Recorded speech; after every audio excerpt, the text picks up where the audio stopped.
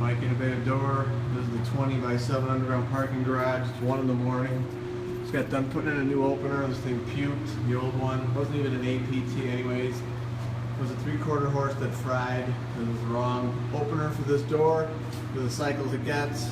This door we put in, got the nice spring bumper. That helps cradle the springs.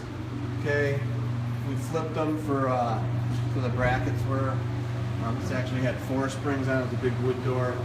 We took that out, put in a nice metal door with some 3-inch track double end.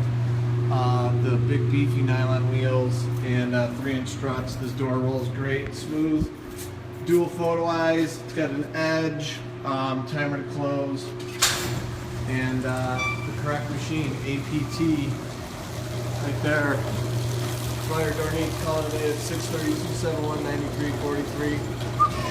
www.innovativedoor.com, like us on Facebook. Time to go home. First I'm going to go get something to eat, then I'm going home. Then I'm going to bed. Thanks for watching our video, and as always I encourage everyone to praise the Lord. Happy New Year.